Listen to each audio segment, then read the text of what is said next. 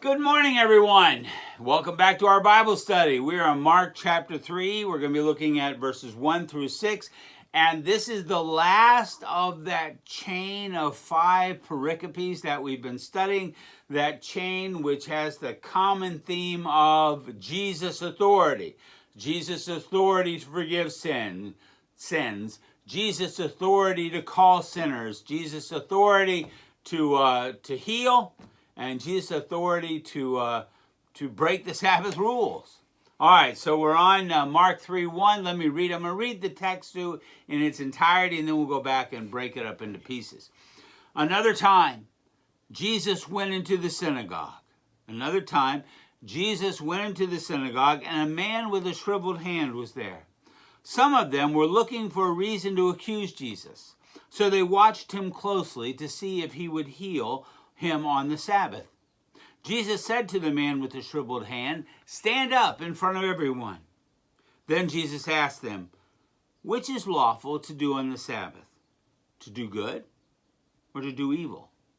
To save life or to kill?" But they remained silent. He looked around at them in anger and, deeply distressed at their stubborn hearts, said to the man, "Stretch out your hand." He stretched it out, and his hand was completely restored. Then the Pharisees went out and began to plot with the Herodians how they might kill him. All right, let's start at the beginning. Another time, Jesus went into the synagogue. Now, a couple things about this first clause. Another time, Jesus went into the synagogue. First of all, I think it's fairly clear here that the synagogue that we're talking about is the synagogue in Capernaum.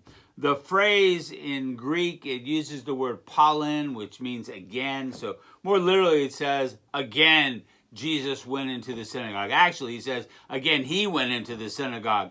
Because it is in that, you remember, we talked last week about how our last session rather, how Mark used the noun rather, or the noun rather than the pronoun rather than the proper noun, so that literally the text says something like kai elsinthin pollen, which means and he entered again, is really what the text says.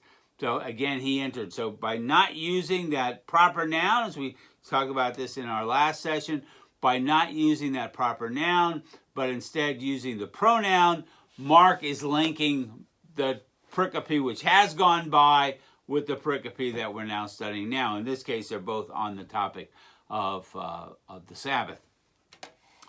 All right, another time, Jesus went into the synagogue, and a man with a shriveled hand was there, anthropos. Now, there are some very interesting connections here between this story, this pericope, the healing of the man with the shriveled hand, and an earlier healing which also occurred at the synagogue in Capernaum, way back in Mark chapter 1. This is Mark chapter 1, verse 21, Jesus and the disciples, they went to Capernaum, and when the Sabbath came, Jesus went into the synagogue and began to teach. And while he's teaching, a man, anthropos, in both cases, we're talking about similarities not only in location, not only do both miracles happen in the same place, in the synagogue in Capernaum, but they also involved anthropos, a man. Just then a man in their synagogue who was possessed by an impure spirit cried out, "What do you want with us, Jesus of Nazareth?" So there's a lot of similarities between Mark chapter 1, verse 21 and following, the healing of the man who's possessed by the impure spirit, and Mark chapter 3, beginning in verse 1, the healing of the man with the shriveled hand, both in terms of place and in terms of anthropos. There's no the. It's a man. But there's also some dissimilarities. And the dissimilarity is found in verse 2 of Mark chapter 3. Some of them were looking for a reason to accuse Jesus. So Jesus goes into the synagogue in Capernaum in Mark chapter 3. And there's a man there with a shriveled hand. And some of them were looking for a reason to accuse Jesus, so they watched him closely to see if he would heal him on the Sabbath. Now, here's a dissimilarity between Mark chapter 1, the healing, that first healing in Capernaum, and Mark chapter 3, the second healing in the synagogue. And the first healing, the effect on the crowd was unanimous and amazement. The people were so amazed, Mark chapter 1, verse 27, the people were so amazed that they asked each other, "What is this? A new teaching, and with authority." So the result of the first healing was amazement. But by the time you get to the second healing, months later, opposition to Jesus has begun to harden. And now some are not amazed, but offended. And they are waiting, looking for an opportunity to find something to charge Jesus with. And bear in mind, in the end, they will be successful. They will put him to death. And at this very early date, they're already beginning to do that. And a man with a shriveled hand was there. Some of them were looking for a reason to accuse Jesus, so they watched him closely to see if he would heal him on the Sabbath. They were looking for a reason to accuse Jesus. But how does he respond? Not shyly, not with any trepidation. Look at verse 3. Jesus said, now, okay, I'm going to hearken back to our last session. You remember we talked about that the form of the verb, it appears in English as a past tense. Jesus said, something happened in the past. But in the Greek, in which Mark writes down this story, he does not use a simple past tense as it appears in the English. Instead, he uses, remember we talked about this, the historic present. Mark uses the historic present, which we ought to translate not as Jesus said, but Jesus says. And the reason, as I pointed out in our last session, is that Mark is emphasizing Jesus' authority. As with other occasions in this text, Jesus is making a profound claim here. Mark is making on his behalf. Jesus says, as one with authority. Jesus says to a man, actually should say, there's no definite article in there, although there is the English. Jesus says to a man with the shriveled hand, stand up. And here's a little bit of Greek grammar, a little additional Greek grammar, and that is that Mark uses that phrase stand up a number of times in his gospel. Sometimes he uses it in what's an aorist imperative, but here he uses it as a present imperative. Why does this matter? It matters again because it's a form of emphasis. Underline it. Put a yellow highlighter on it. Stand up, Jesus says. In other words, there's no shyness here. Jesus says, as one with authority, get up, stand up. I want everybody to see what's going on right now. Stand up.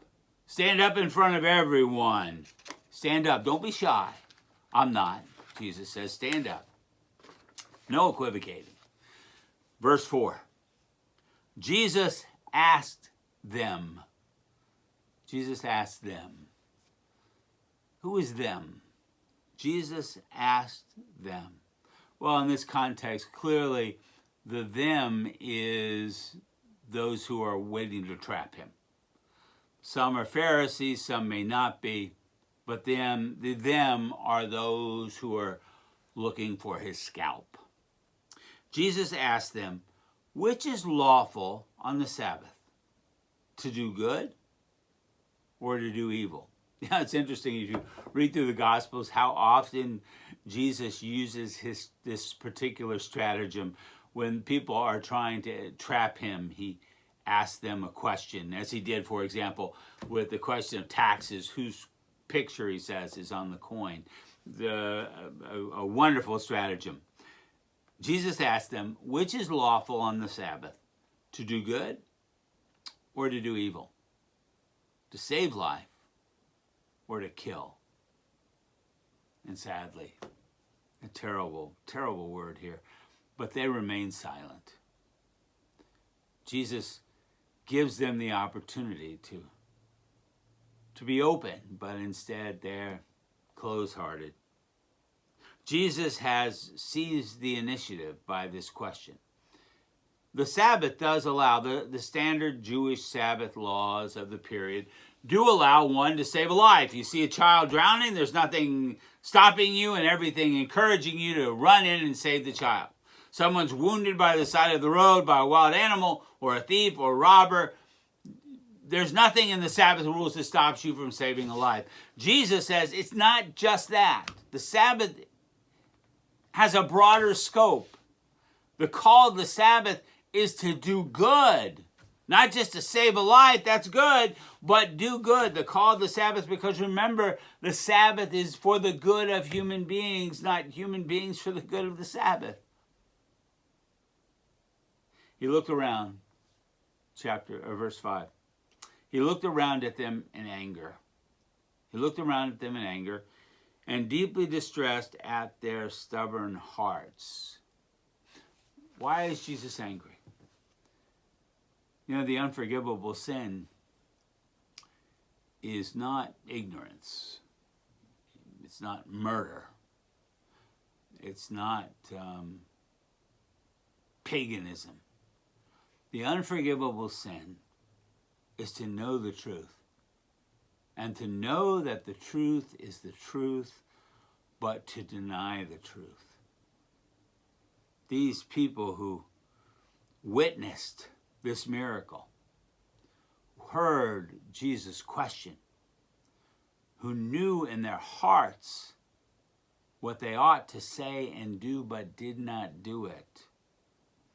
That's the stubborn heart. That phrase is very common in the Old Testament, particularly in the book of Jeremiah. Jeremiah chapter 7, beginning in verse 21. This is what the Lord Almighty, the God of Israel, says. Go ahead. Add your burnt offerings to your other sacrifices. And eat the meat yourself. I don't care, God says. For when I brought your ancestors out of Egypt and spoke to them, I did not just give them commands about burnt offerings or sacrifices or the Sabbath, but I gave them this command. Obey me. Seek my heart, God is saying. Don't just follow the rituals and the rules, but obey me. And I will be your God, and you will be my people. Walk in obedience to all I command you, that it may go well with you. But they, your ancestors, did not listen or pay attention. Instead, they followed the stubborn inclinations of their own hearts. This is exactly what's happening now in the synagogue in Capernaum. Confronted with the reality and the presence of God, they are following the stubborn inclinations of their own hearts. They went backward, he says, and not forward. From the time your ancestors left Egypt until now, day after day, again and again, I sent you my servants, the prophets. But they did not listen to me, your ancestors. They did not listen to me or pay attention. They were stiff-necked and did far more evil than their ancestors. Now look down at Mark chapter 3, verse 6. Then the Pharisees went out.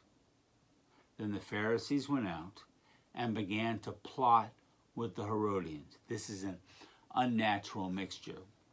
The Pharisees and the Herodians hated each other, but they both hate Jesus more. Then the Pharisees went out and began to plot with the Herodians how they might kill Jesus. They would succeed.